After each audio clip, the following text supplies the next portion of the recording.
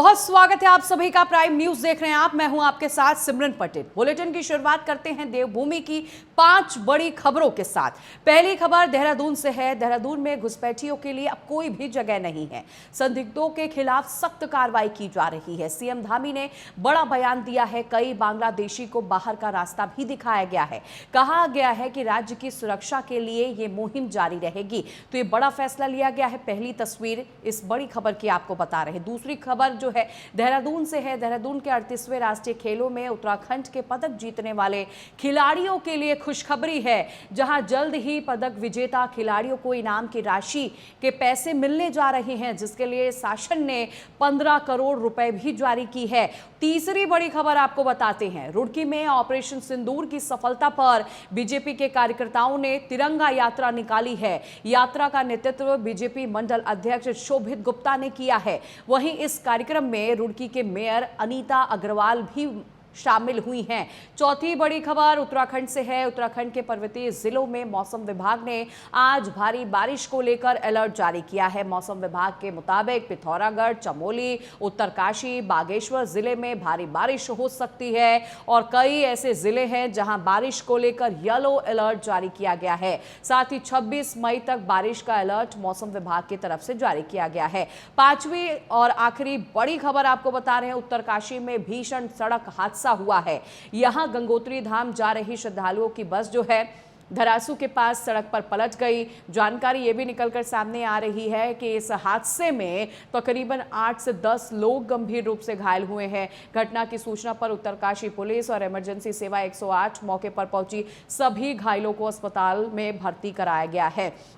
तो ये 5 बड़ी खबरें आपके टीवी स्क्रीन पर हम आपको बता रहे हैं, दिखा रहे हैं। ये बड़ी खबर सामने आई है। राज्य की सुरक्षा को लेकर सीएम धामी ने एक बड़ा फैसला लिया है। मुहिम जारी किया गया है। जो बांग्लादेशी हैं, जो घुसपैठी हैं, उन्हें राज्य से बाहर निकाला जा रहा है।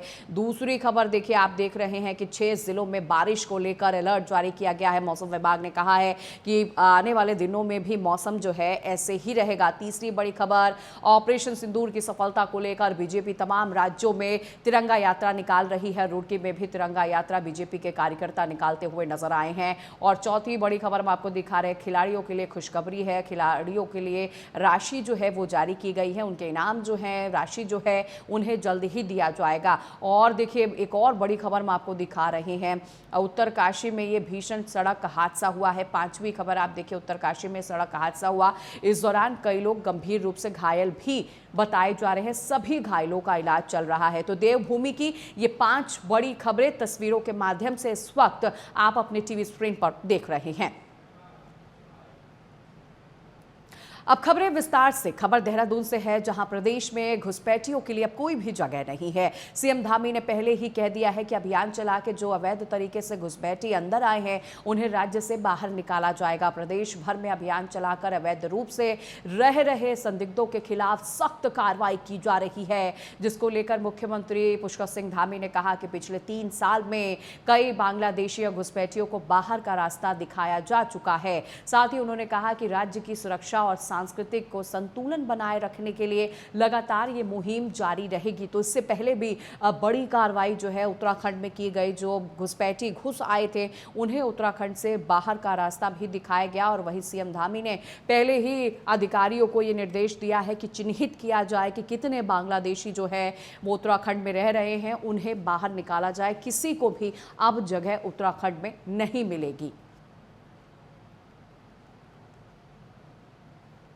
खबर देहरादून से है, जहां 31 मई को अहिल्याबाई होलकर की जयंती के कार्यक्रम को बीजेपी बड़े पैमाने पर मनाने की तैयारी कर रही है। इस कार्यक्रम में सीएम धामी और राज्यपाल गुरमीत सिंह बतौर मुख्य अतिथि शामिल होंगे, जिसमें अहिल्याबाई होलकर के जीवन दर्शन को लेकर चर्चा की जाएगी। साथ ही बीजेपी प्रदेश के सभी जिला मुख्यालयों में इस कार्यक्रम का आयोजन भी करने जा रही है। तो भव्य तरीके से कार्यक्रम का आयोजन होगा। इससे लेकर तैयारियां भी की जा रही हैं। देहरादून में भी अहिल्याबाई होलकर की जयंती जो है भव्य तरीके से मनाई जाएगी। 31 मई को अहिल्याबाई होलकर की जयंती है। इसे बड़े पैमाने पर मनाने को लेकर कार्यक्रम जो है उत्तराखंड में भी जारी है। और जानकारी आपको ये भी दे दें कि बीजेपी की तरफ से तमाम राज्यों में जहां बीजेपी की सरकार है वहां विशेष कार्यक्रम के तौर पर जयंती मनाई जाएगी।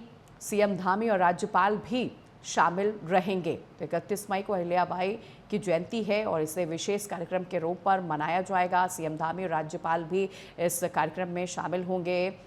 और जानकारी आपको ये भी दे दें कि बड़े पैमाने पर तमाम राज्यों में भी जयंती मनाई जाएगी। अहिल्याबाई होलकर की जयंती को भव्य तरीके से मनाने की तैयारी जो है उत्तराखंड में भी चल रही है। बात अगर उत्तराखंड के साथ साथ देखिए करे चाहे उत्तर प्रदेश हो, मध्य प्रदेश हो, तमाम जगहों पर भव्य तरीके से मनाई जाएगी। रानी अहिल्याबाई होलकर जी के 300वें जन्म जयंती के कार्यक्रमों को बड़ी धूमधाम से मना रही है और इसके लिए हमने सभी जिला स्तर पर बड़ी बड़ी गोष्ठियों का आयोजन किया है और उन गोष्ठियों के माध्यम से रानी अहिल्याबाई होलकर जी के व्यक्तित्व और कृतित्व अपने समाज के लिए, अपने हिंदू धर्म के लिए, अपने साथ साथ अपने राज्य के नागरिकों के कल्याण के लिए उन्होंने क्या क्या काम किए, किस तरह से उनका प्रतापी साम्राज्य रहा है जिसने भारतीय संस्कृति को बचाने का काम किया है, इस सब से जनता वाकिफ हो, हमारी नई पीढ़ी वाकिफ हो।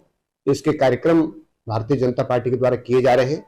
31 मई को देहरादून में प्रदेश स्तरीय सम्मेलन आयोजित किया जा रहा है। तो इस कार्यक्रम के माध्यम से विशेषकर नारी शक्ति के सशक्तिकरण के लिए, बालिकाओं की शिक्षा के लिए और समाज के कल्याण के लिए जो उनके द्वारा कार्य किए गए हैं। उत्तराखंड में भी बहुत सारे स्थान हैं जहां रानी अहिल्याबाई होलकर जी के द्वारा समाज कल्याण के बहुत सारे काम किए गए हैं। इन सब पर प्रकाश डालने के लिए, सबसे जनता को रूबरू कराने के संबंध में ये कार्यक्रम हमारे। उत्तराखंड में मौसम कैसा रहेगा, मौसम को लेकर बड़ी जानकारी आपको देते हैं। उत्तराखंड में तेज बारिश को लेकर ऑरेंज अलर्ट जारी किया गया है। 26 मई तक बारिश का अलर्ट जारी किया गया है। पौड़ी, नैनीताल, चंपावत में भारी बारिश हो सकती है, इसे लेकर अलर्ट जारी किया गया है। अल्मोड़ा का अगर बात करें, अल्मोड़ा, बागेश्वर, पिथौरागढ़ में भी अलर्ट जारी किया गया है। 4 धाम यात्रियों के लिए प्रशासन की तरफ से अपील भी की गई है। वहीं बरसाती नालों से दूर रहने की अपील की गई है। उत्तराखंड में देखिए मौसम में लगातार परिवर्तन जारी है और तेज बारिश हो सकती है, इसे लेकर अलर्ट जारी किया गया है। 26 मई तक बारिश का अलर्ट जारी किया गया है। बीते दिनों भी हमने देखा कि तेज बारिश की वजह से यात्रियों को खासा परेशानी हुई है और यही वजह है कि यात्रियों से अपील भी की जा रही है। 4 धाम यात्रियों से प्रशासन ने अपील की है कि बरसाती नालों से दूर रहने की अपील की गई है और साथ ही साथ ये भी कहा जा रहा है कि अगर आप यात्रा करने की सोच रहे हैं, मौसम को ध्यान में रख के ही आप यात्रा करने पहुंचे, क्योंकि मौसम ने एक बार फिर से करवट ली है और तेज बारिश की वजह से पहाड़ी इलाकों में देखिए वाहन को लेकर काफी दिक्कत होती है, वाहन चालकों को दिक्कत होती है। और चूंकि 4 धाम में यात्रा करने के लिए भारी संख्या में यात्री पहुंच रहे हैं उत्तराखंड 4 धाम यात्रा करने के लिए, तो ऐसे तमाम दिक्कतों का सामना जो है उन्हें करना पड़ रहा है। और मौसम विभाग ने पहले ही चेता दिया है कि 26 मई तक मौसम में कोई परिवर्तन दर्ज नहीं किया जाएगा। रजनीश दीक्षित ज्यादा जानकारी लिए हुए सहयोगी फोन लाइन पर हमारे साथ जुड़ गए हैं। रजनीश, हम बीते कई दिनों से देख रहे हैं उत्तराखंड में बेमौसम बारिश जो है वो लगातार जारी है। इस बारिश की वजह से काफी नुकसान भी हो रहा है। अब 4 धाम यात्रियों के से प्रशासन जो है वो भी अपील कर रहा है। रजनीश जी, निश्चित रूप से जैसे जैसे मौसम विभाग का अपडेट आता है उसी तरीके से उत्तराखंड प्रशासन अपडेट मौसम का अलर्ट जारी करता है और टेक्स्ट मैसेज के जरिए भी सभी यात्रियों को संदेश दिया जा रहा है कि सुरक्षित जगह पर रहें, जब बारिश होने लगे गधेरों से बचें। मैं अगर आज के मौसम की बात करूं सिमरन, तो पर्वतीय जिलों में आज भी भीषण बारिश का अलर्ट, एक चेतावनी जारी की गई है, जिसमें खास तौर पर नैनीताल और पिथौरागढ़ 2 जनपद हैं। इसके अलावा जो पर्वतीय जिले हैं, चाहे हम उत्तरकाशी की बात कर लें, चमोली, रुद्रप्रयाग और बागेश्वर, यहाँ पर कुछ इलाकों में तेज बारिश होगी जिसका बाकायदा येलो अलर्ट जारी किया गया है। तो मौसम विभाग के अलर्ट के बाद से 4 धाम यात्रियों की सुरक्षा को लेकर भी प्रशासन ने एहतियात बरत रहा है। जहां पर भी वाटरफॉल या लैंडस्लाइडिंग जोन्स हैं, वहां पर पुलिस पोस्ट कर दी गई है। वो लोगों को अवेयर करने के लिए बोर्ड्स जो लगाए गए थे, उसके अलावा ताकि समय समय ट्रैफिक चलता रहे और कोई जनहानि ना हो, सुखद यात्रा सबकी हो, तो इसको लेकर कमर कस रखी उत्तराखंड शासन प्रशासन में। बिल्कुल रजनीश, देखिए ये दोहरी चुनौती होती है प्रशासन के लिए। एक तो 4 धाम यात्रा में भारी संख्या में श्रद्धालु पहुंच रहे हैं और मौसम लगातार करवट ले रहा है। रजनीश, आप मुझे ये भी जानकारी दीजिएगा कि चूंकि आज के लिए भी अलर्ट जारी किया गया है, आज भी बारिश हो सकती है, फिलहाल अभी आप किस तरह का मौसम देख पा रहे हैं? देखिए सिमरन, मैं आपको बताऊं, जो पर्वतीय जिले हैं वहां पर बादल छाए हुए हैं। मैदानी जनपदों की बात करें, चाहे वो राजधानी देहरादून की बात हो, हरिद्वार की बात हो, रुड़की हो, इन सब जगह की स्थिति, उधम सिंह नगर धूप निकली हुई है। रात में कल थोड़ी आंशिक बारिश हुई है जिसकी वजह से ह्यूमिडिटी हो रही है, लेकिन चिपचिपी गर्मी है इस समय। तो लोगों को राहत भी मिलेगी शाम तक जब बारिश होगी, बारिश की फुहार से। बिल्कुल रजनीश, देखिए गर्मी से लोगों को राहत जरूर मिली है, लेकिन चुनौतियां जो है चारधाम यात्रा करने के लिए जो यात्री पहुंच रहे हैं उनके लिए है। फिलहाल आपका बहुत शुक्रिया करूंगी जानकारी देने के लिए। खबरों में आगे बढ़ेंगे। रुड़की में ऑपरेशन सिंदूर की सफलता को लेकर बीजेपी कार्यकर्ताओं ने तिरंगा यात्रा निकाली है और इस यात्रा में भारी संख्या में कार्यकर्ता मौजूद रहे। यात्रा का नेतृत्व बीजेपी मंडल अध्यक्ष शोभित गुप्ता ने किया है। वहीं इस कार्यक्रम में रुड़की की मेयर अनीता अग्रवाल मुख्य अतिथि के रूप में शामिल हुई हैं। इस मौके पर बीजेपी नेताओं ने कहा कि परमाणु शक्ति संपन्न देश के पर कार्रवाई थी और इसके अलावा उन्होंने बताया भारत ने पहली बार सिंधु जल समझौता तोड़ा है और भारतीय वायुसेना ने पाकिस्तान के आतंकी ठिकाने एयरबेस को पूरी तरह से नष्ट किया है और साथ ही भारत के एयर डिफेंस सिस्टम ने पाकिस्तान के चीन तुर्की से मिले हथियारों को भी नष्ट कर दिया। तो आप सभी जानते हैं ऑपरेशन सिंदूर के जरिए बड़ी सफलता जो है वो भारतीय सेना को भी मिली और इस दौरान ये तिरंगा यात्रा निकाली गई। सुनिए क्या कुछ कहा गया। शोभे रथ यात्रा निकल रही है। सैनिकों के लिए बहुत बहुत आदरणीय हमारे नरेंद्र मोदी जी को बहुत बहुत धन्यवाद करती हूँ, उनको प्रणाम करती हूँ और सैनिकों को मैं बहुत बहुत धन्यवाद करती हूँ कि आज उन्होंने जाके और इतना बड़ा किया है, तो मैं बहुत बहुत सबको धन्यवाद करती हूँ। मंगलौर विधानसभा में तिरंगा यात्रा आज रुड़की मेयर आदरणीय श्रीमती अनीता अग्रवाल जी के नेतृत्व में अभी यहाँ से निकलेगी और ये है कि मंगलौर विधानसभा में इसका मैसेज ये जाएगा कि हमारी जो सेना ने कुशल नेतृत्व के अंदर जिस तरह पाकिस्तान को मुंह की चटाई है उसके उल्लास के रूप में। खबरों में आगे बढ़ेंगे। पहलगाम आतंकी घटना के बाद भारतीय सेना ने ऑपरेशन सिंदूर के तहत पाकिस्तान के आतंकियों के ठिकाने को ध्वस्त किया है। सेना के सम्मान में सभी राजनीतिक दल अपने अपने तरीके से यात्राएं निकाल रहे हैं। जहां से शुरू में कांग्रेस ने तिरंगा यात्रा निकाली, वहीं भाजपा की तरफ से पूरे देश में तिरंगा शौर्य सम्मान यात्रा निकाली गई। अब कांग्रेस ने भी हल्द्वानी में 31 मई को जय हिंद यात्रा निकालने जा रही है। इसको लेकर उत्तराखंड भाजपा के प्रदेश महामंत्री आदित्य कोठारी ने कहा है कि कांग्रेस का ये दोहरा चरित्र है। एक तरफ वो सेना से कार्रवाई के सबूत मांगती है, वहीं दूसरी तरफ यात्रा निकालने का नाटक करती है। जो सवाल पाकिस्तान को से करना चाहिए वो सवाल कांग्रेस कर रही है, इसीलिए कांग्रेस को इस तरह की यात्रा निकालने से कोई अधिकार नहीं है।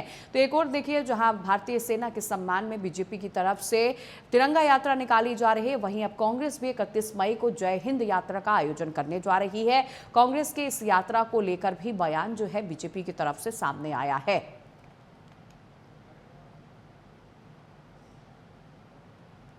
मैं नहीं करता हूं, लेकिन मैं कांग्रेस पार्टी से एक प्रश्न करना चाहता हूं कि कांग्रेस पार्टी के नेता सेना का मनोबल बढ़ा रहे हैं या सेना का मनोबल गिरा रहे हैं। सेना को प्रश्नों के कटघरे में खड़ा करके कांग्रेस पार्टी क्या मनोबल बढ़ाना चाहती है। जो ऑपरेशन सिंदूर हुआ है भारतीय सेना के द्वारा, जो सफलतापूर्वक ऑपरेशन सिंदूर चलाया गया और प्रधानमंत्री जी ने कहा कि अभी भी गतिमान है, उसमें हमारी सेना के द्वारा जो अदम्य साहस का परिचय दिया गया, जिस तकनीक का इस्तेमाल किया गया, आज पूरे विश्व भर में चर्चा है कि भारत ने जो एयर डिफेंस को 100% सफलता के तौर पर जो है हासिल किया है। राष्ट्रीय खेलों में उत्तराखंड के पदक जीतने वाले खिलाड़ियों के लिए खुशखबरी है, जहां जल्द ही पदक विजेता खिलाड़ियों को इनाम की राशि पैसा मिलने जा रहा है, जिसके लिए शासन ने 15 करोड़ रुपए जारी कर दिए हैं। इसको लेकर खेल विभाग के निदेशक प्रशांत आर्य ने बताया कि विजेता खिलाड़ियों को 31 मई तक आवेदन मांगे गए हैं, जबकि अभी तक काफी संख्या में आवेदन आ भी चुके हैं। इस दौरान उन्होंने कहा है कि इसकी स्क्रूटनिंग टीम आवेदनों की जांच पड़ताल करेगी। वहीं जून में कार्यक्रम आयोजित किया जाएगा, जिसमें पदक विजेताओं को धनराशि दी जाएगी। तो धनराशि जो है पदक विजेताओं को जल्द ही मिलेगी। खिलाड़ियों के लिए खुशखबरी है। और आपको ये भी जानकारी दे दें कि बाकायदा इसके लिए आवेदन भी मांगा जा रहा है और आवेदन की जांच पड़ताल की जाएगी। जून में एक भव्य कार्यक्रम का आयोजन होगा और इसी में पदक विजेताओं को सम्मानित किया जाएगा और धनराशि भी दी जाएगी।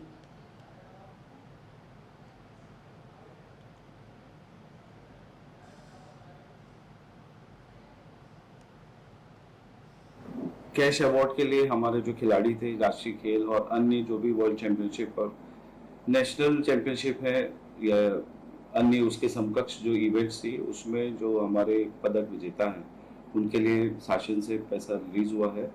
और हमने 31 तारीख तक आवेदन का समय सभी खिलाड़ियों को दिया था, क्योंकि आवेदन करना होता है, उस आवेदन में उनको अपनी उपलब्धि देनी होती है, एसोसिएशन के रिकमेंडेशन भी उसमें होती है, साथ ही जो कोचेस जिनके अंडर में उन्होंने ट्रेनिंग ली थी और वो इस मुकाम तक पहुंचे जहां वो मेडल ले पाए, तो कोचेस के बारे में भी।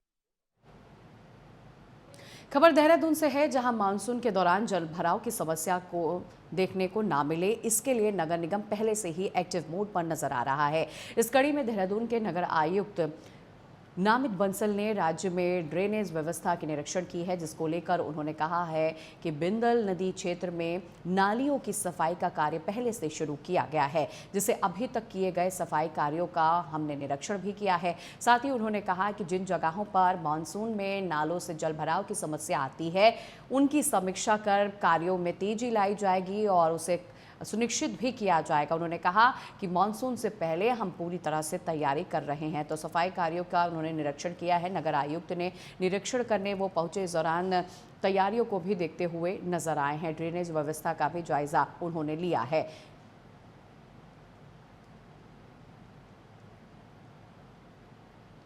देखिए, जो बिंदाल में सर्वे हुआ था, जॉइंट सर्वे, उसमें नगर निगम क्षेत्र में जितने आइडेंटिफाइड एस्टैब्लिशमेंट्स आए हैं, उनमें भी लगातार 2 टीम के माध्यम से नोटिसेस जारी करने का, सर्व कराने का कार्य शुरू हो चुका है। अब तक 50 से ऊपर नोटिसेस सर्व किए जा चुके हैं और लगातार ये कार्रवाई चल रही है। कुल मिलाकर के लगभग 834 इस प्रकार के नोटिसेस। खबर रुद्रपुर से है, जहां सड़क ना बनने से नाराज व्यापारी और लोगों ने सड़क पर जाम लगा दिया। इस दौरान लोगों ने कहा कि कई सालों से सड़क का निर्माण कार्य नहीं हो पाया है और जब भी कोई भी वीआईपी मूवमेंट होता है तो कोई भी कार्रवाई नहीं होती है। वहीं पूर्व विधायक ने भी सड़क की मांग को लेकर धरने पर बैठे हैं। इस दौरान विधायक ने कहा कि 15 दिन के अंदर रोड नहीं बनी तो साथ ही विधायक ने पीडब्ल्यूडी ऑफिस के सामने दोबारा धरना देने की चेतावनी भी दी है। तो लोग जो हैं, व्यापारी जो है, वो खासा नाराज होते हुए नजर आ रहे हैं। उनका कहना है कि सड़क यहाँ पर नहीं बन रही है, जिस वजह से जाम कई घंटों तक लोगों को परेशान रहना पड़ता है। इसे लेकर कई बार शिकायत भी कर चुके हैं। तो लोग जो है काफ़ी गुस्से में भी नजर आए हैं। और जानकारी आपको ये भी दे दें कि इस दौरान विधायक भी वहाँ पर पहुँचे। उन्होंने कहा कि 15 दिन के अंदर रोड अगर नहीं बनी, और उन्होंने आगे ये भी कहा कि पीडब्ल्यूडी ऑफिस के सामने दोबारा धरना भी हम करेंगे। तो सड़कों की मांग को लेकर धरने पर जहां ग्रामीण भी बैठे, वहीं विधायक भी उनके साथ बैठे हुए नजर आए हैं। मीटर का सड़क का टुकड़ा है और झील के सामने इसकी स्थिति बहुत बुरी है। ये सड़क पगडंडी बन गई है, कभी कोई किधर गिरता है, कभी किधर गिरता है। इसलिए आम जनमानस की रक्षा के लिए इस सड़क का निर्माण बहुत जरूरी है। अभी एसडीएम साहब से, तहसीलदार साहब से और पीडब्ल्यूडी के एससी साहब से सबसे मोबाइल पे बातचीत हुई है। तो अभी अधिकारी यहाँ पहुँचते हैं और कुछ ही पलों में इसका निस्तारण हो जाएगा। और एससी साहब ने कहा कि इसका निर्माण हो। खबर चमोली से है। चमोली में औषधि और सुगंधित पौधों की खेती को लेकर किसान ने सरकार और विभागीय अधिकारियों से मदद की गुहार लगाई है। दरअसल काश्तकार सुभाष बडियारी ने औषधि और सुगंधित पौधों के खरीदार नहीं होने की वजह से सरकार से मदद मांगी है। आपको जानकारी दे दें, सुभाष बडियारी ने हर्बल गार्डन भकूना में साल 2002 से औषधि और सुगंधित पौधे की खेती वो कर रहे हैं, लेकिन काश्तकार के खरीदार नहीं मिल पा रहे हैं। वहीं उनका कहना है कि मैंने इस संबंध में विभागीय अधिकारियों से भी बात की, लेकिन उसके बावजूद कोई भी खरीदार और उचित मूल्य नहीं मिल पा रहा है, जिसके कारण औषधीय पौधों की बर्बादी हो रही है और वहीं काश्तकारों के लाखों रुपए का नुकसान भी हो रहा है। तो देखिए, सरकार से गुहार लगाते हुए, मदद की गुहार लगाते हुए भी नजर आए हैं और उनका कहना है कि इससे काफ़ी नुकसान हो रहा है। किसानों को लाखों रुपए का नुकसान हो रहा है क्योंकि खरीदार नहीं मिल रहे हैं और जो खरीदार मिलते भी हैं वो उचित मूल्य नहीं देते और यही वजह है उन्हें काफ़ी नुकसान हो रहा है। मैं औषधि पौधों की खेती करता हूँ।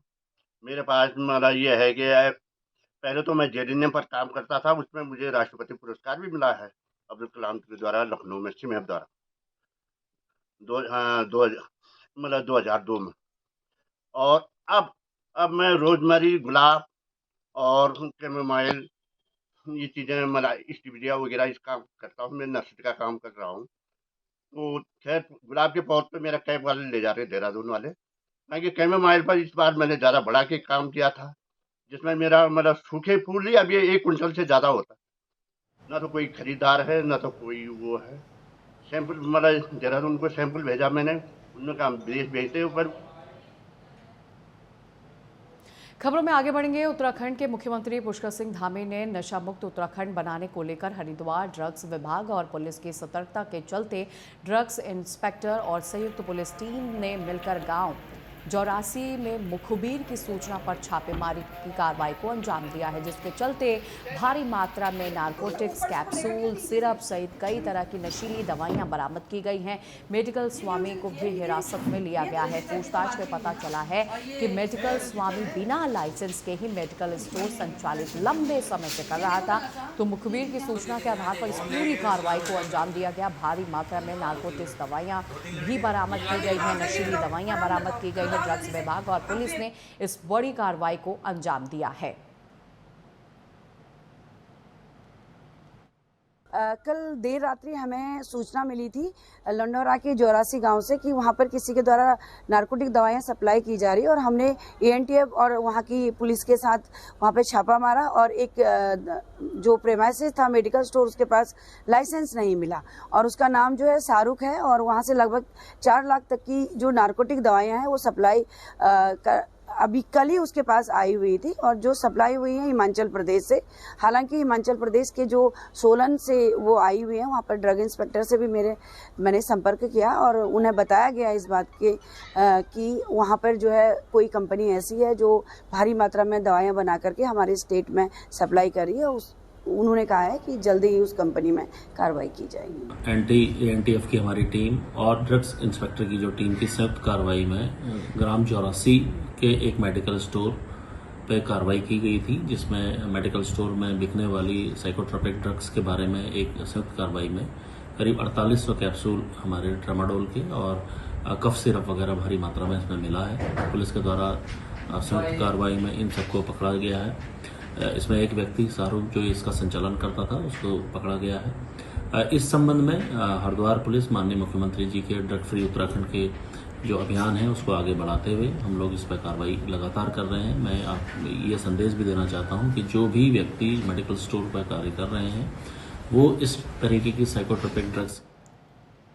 खबर देहरादून से है, जहां सोशल मीडिया पर रील्स बनाने वाले स्टंट बाइकर्स की अब खैर नहीं होगी, जिसको लेकर आरटीओ ने स्टंट बाइकर्स की निगरानी के लिए एक बाकायदा टीम का गठन किया है। वहीं आरटीओ संदीप सैनी ने बताया कि कुछ स्टंट बाइकर सोशल मीडिया पर रील्स बनाने के लिए सड़कों के नियमों की अनदेखी कर रहे थे। वहीं सीसीटीवी कैमरे से बचने के लिए नंबर प्लेट और टेप से नंबर को छिपा भी देते थे, जिसकी निगरानी के लिए एक टीम का गठन किया गया है। साथ ही उन्होंने कहा कि सीसीटीवी कैमरे जो है बाइकों पर नज़र रखेंगे और उनके नंबर्स को भी देखेंगे, क्योंकि अमूमन कई ऐसी तस्वीरें निकलकर सामने आई जहां स्टंट बाजी करने के चक्कर में जो बाइकर्स हैं जान की बाजी लगाकर बाइक को ड्राइव करते हुए भी नजर आए। अब उनकी खैर नहीं होगी क्योंकि कैमरे से उनकी निगरानी रखी जाएगी। आरटीओ ने एक टीम का गठन भी किया है, जिसके जरिए टीम घर तक पहुंचेगी और इसके बाद चालानी कार्रवाई भी की जाएगी और साथ ही साथ लाइसेंस भी रद्द किया जाएगा।